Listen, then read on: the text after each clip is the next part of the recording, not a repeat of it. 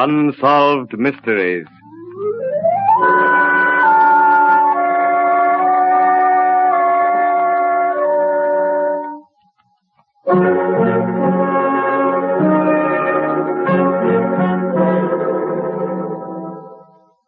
The Borden case is undoubtedly without parallel in the criminal annals of America. It is perhaps the most puzzling murder which has occurred anywhere in the whole world. The perpetrator of this double murder was saved from the gallows by a most extraordinary chain of circumstances. Circumstances which perhaps would not recur in 1,000 years.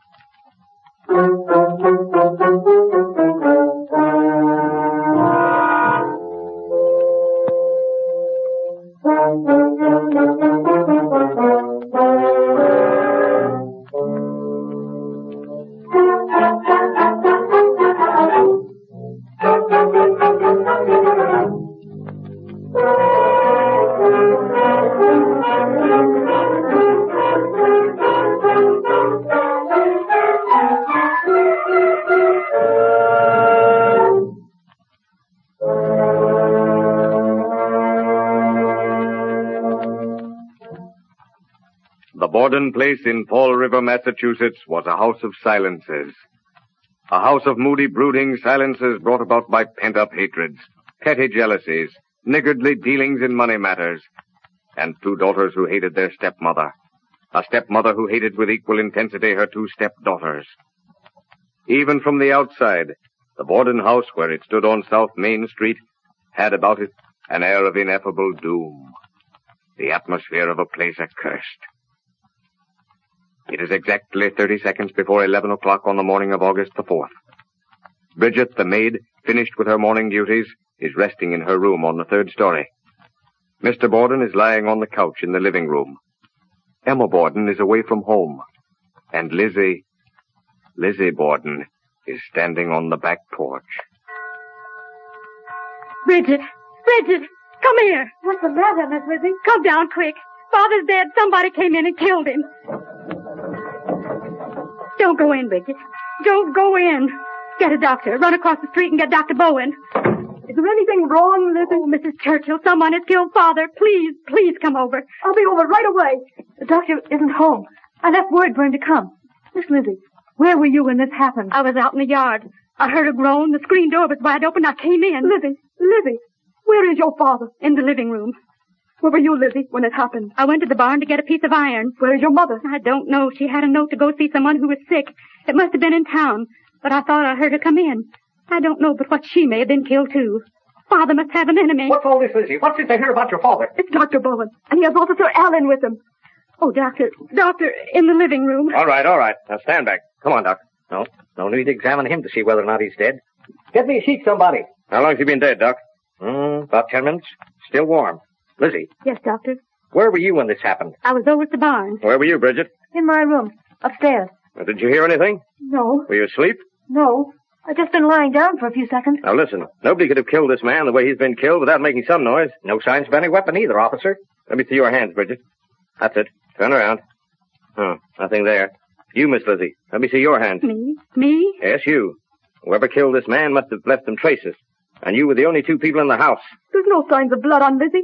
Not even inside her body. I've looked. Bridget, you go upstairs and see if Mother's come in. Not alone, Miss Lizzie. I'm not going up those stairs alone. I'll go with you. Oh, Dr. Lizzie. Oh,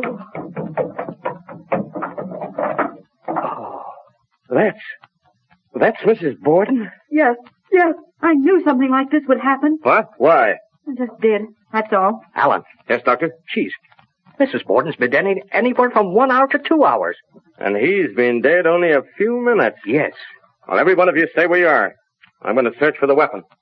But neither Officer Allen nor any other of the many members of the police force ever found the weapon. Mrs. Churchill, from her window across the driveway, saw no one enter or leave the house. Mrs. Borden, the murdered woman, weighed nearly 200 pounds. Yet no one heard a sound when the murderer felled her. Not a sound, not a cry, not a clue, but suspicions. Yes. Lizzie Borden lay in prison, staring at the whitewashed ceiling, hearing again and again the same words.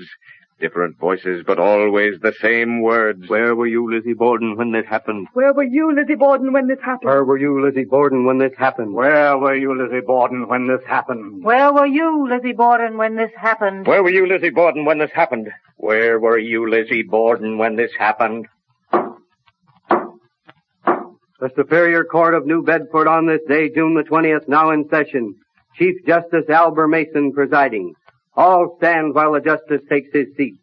Mr. Robinson, you may begin your closing appeal to the jury. Gentlemen of the jury, you have heard the witnesses describe the sitting room in which Mr. Borden was killed. Of the walls, the ceiling were splattered with blood. Now, gentlemen of the jury, almost 2 hours elapsed between the murders. At no time was Miss Lizzie Borden out of the sight of Bridget the maid or Mr. Borden before his death for a period of more than 20 minutes. How could she cleanse herself of bloodstains in that length of time? I repeat, how could she cleanse herself of bloodstains in that length of time? She could not. Now remember that according to the state, Lizzie Borden must have killed her stepmother about 9:30, got rid of the weapon, cleansed herself, and appeared before Bridget the maid before 9:45. Again, she had between 10:45 and 11 o'clock in which to kill Mr. Borden, again dispose of the weapon, and again cleanse herself of bloodstains. Impossible, gentlemen of the jury, impossible. Within 15 minutes of Mr. Borden's death, Lizzie Borden was examined by Mrs. Churchill, who stated that there were no bloodstains on Lizzie Borden's person, not even inside her bodice. I have finished. I ask that you think carefully and seriously upon the evidence presented when you return your verdict. The district attorney may address the jury. Gentlemen of the jury, the defense contend that Lizzie Borden did not have time to cleanse herself after killing her stepmother. Now, that is something that no one can say. The medical testimony cannot and does not specify the exact moment at which Mrs. Borden was struck down. And Lizzie Borden may have had ample time in which to rid herself of the telltale bloodstains. In regard to the killing of Mr. Borden, I admit the difficulty. I cannot answer it. You cannot answer it. But, gentlemen of the jury, Lizzie Borden was the only person who could have committed the double murder. And so I say to you, gentlemen of the jury, as presiding judge in this case, that if the state have not proved their case, then you must find for the prisoner and return a verdict so. You may retire to consider your verdict. While the jury retire to consider their verdict, consider the case. It is not easy to remove bloodstains. Bloodstains can be removed more or less easily from the smooth skin of the face, but from the hands, no. Remember, too, that there was no bathtub in the Borden home. Do not lose sight of the fact that no weapon was found. No burned clothes were found, and the murderer must have been literally saturated with the victim's blood. Consider, too, that at any moment Bridget, the maid, or Mr. Borden could have walked upstairs and discovered the murderer killing Mrs. Borden. The jury have been out almost an hour. It is 4:30, and they file to their places in the jury box. Are the gentlemen of the jury agreed upon a verdict? We are, Your Honor. Lizzie Borden, stand up. Face the jury. We, the jury, find the prisoner not guilty. A careful reading without emotion or favor of the trial transcript must convince any unprejudiced person that Lizzie Borden did not commit the double murder. Since this is an unsolved mystery, any solution is necessarily a supposition based, however, upon the known facts. A possible solution will be presented after you have heard from your sponsor.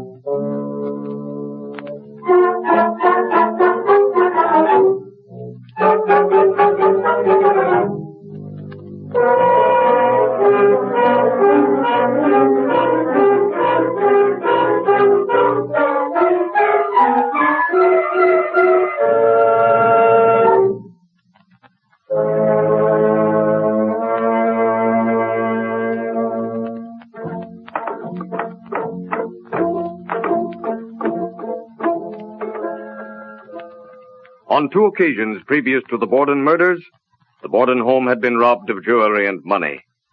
Stray tramps had probably perpetrated the robberies, and remember that these gentlemen of the highway leave secret markings on walls and houses informing their brothers of the road that these houses are easy to rob, or perhaps a mark that tells that the householder is kindly and that food will be forthcoming.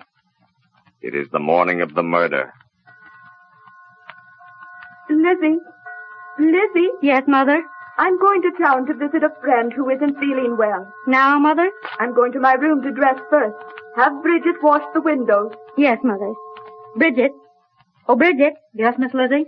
I'm going to do some ironing. Will you wash the windows? Yes, Miss Lizzie. I've got the water and everything ready now. I'm going right outside. Both for the irons won't be hard for quite a spell. I'll go to the barn and get the lead to make these sinkers for my fishing line. A tramp hidden in the basement since early morning makes his way into the house. This is his opportunity for petty theft. The house is empty, he thinks. In the upper room, he comes face to face with Mrs. Borden. He silences her unuttered cry with a blow. Panic seizes him and he turns to flee. Escape is impossible. Lizzie Borden has returned from the barn and tremblingly the murderer hides in the same room where his victim lies dead. Here's your father, Miss Lizzie. I'm going up to my room for a few minutes. Very well, Bridget. Oh, hello, Father. Oh, hello, Lizzie. Any mail for me, Father? No, not a thing, Lizzie. I'm tired. I think I'll lie down for a bit on the sofa. No, all right. I'm going out to the barn for a piece of iron. The murderer, still hidden in the upper room, hears the door slam. He creeps downstairs to the living room, sees Mr. Borden on the sofa, and thinking he's asleep, tries to creep past him. Borden looks up, sees the blood-stained figure, but like Mrs. Borden, he is silenced with a blow before he can say a word. The back door creaks. Lizzie is returning. In a moment, the hue and cry will be raised. The murderer's only chance is to hide in the basement and wait for an opportune moment to escape. And so Fall River had an unsolved mystery. For the police, despite a statement that a murderer could have entered the house through the basement, didn't even look in the basement till the next day. And the murderer had, of course, made his escape in the dark of the previous night.